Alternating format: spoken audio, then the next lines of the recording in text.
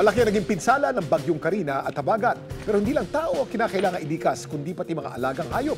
Kuya Kim, alam mo, nakakadurog ng puso makita yung ibang hayop na hindi na naisalba. Pero Susan, may mga nanaig talaga ang puso para sa pagmamahal sa hayop. Ang kanilang pagliligtas, caught on camera. Manihana Rapanot sa hanggang tuhod na baha, hindi niya nakalimutang bitbitin ang kanyang alaga. Kip-kip ang kanyang aso, dahan-dahan siya naglalakad papunta sa kanyang tita.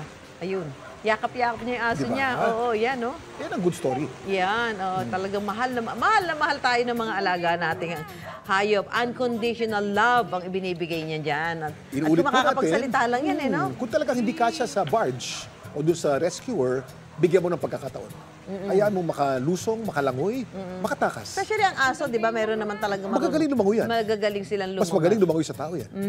At hindi lamang aso, pati pusa. Pati pusa, meron silang mga survival instinct, di ba? Oo, yan maganda yung mga ganyan ginagawa na kargahin mo at kung talagang hindi nakakasya doon sa pagdadala, hayaan mo silang mabuhay on their own, di ba? Sa Santa Monica, Novaliches naman, spotted ni Kim Del Castillo ang fur baby na itong sakay-sakay ng isang styrobox. Ayun. Yan. Very good yan. Dahan-dahang binagtas ng fur parents ng aso ang baha para madala sa safe na lugar ang kanilang alaga. Kaya po, fur parents ang tawag sa atin, na nagtrato natin dapat sa ating mga fur babies, para nating mga anak-anakan. Oo, talaga.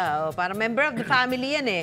Member of the family. So kung ganun nga lilikas, talagang gagawa mo na rin ang paraan na maisama sila. At kung hindi nga, sabi nga ni Kuya, huwag niyo iwanang nakatali. Huwag iwanan sa loob ng kulungan. Not one, but two naman ang asong bitbit ng isang fur parent na nakuha na ng video ng security guard na si Makoy Tamayo Lopez. O nakita mo, dalawa. Dalawa. Sa video, maririnig ang boses ng uploader na sinasabing, saludo ako sa'yo dahil sa pagmamahal ito sa kanyang mga aso. Kung bibigyan mo ng boses yung mga asong yan, ang sinasabi sa kanilang amo, thank you very much. Diba? Ako nagiging emotional ako dito sa mga aso. Kaya nga. Baka maiyak tayo dito. Baka maiyak kami dito ha. Kasi yung mga, pag nakikita kong ganyan, yung mga alagang hayop na inililigtas. Sa napakataas na baha na ito, spotted ang pet hero na nililigtas ang stranded na aso sa isang bahay. Panoorin po natin. Luminika sina Keanu at kanyang mga kaibigan nang makita nila ang isang asong na-trap sa gate. Tumawag daw sila ng rescuer pero nang malamang matatagalan pa, minabuti ng kanyang kaibigang si Hans na suungin ang baha. Hindi magkasya ng unang aso sa bubong at gate, kaya pahirapan din ang pagre-rescue.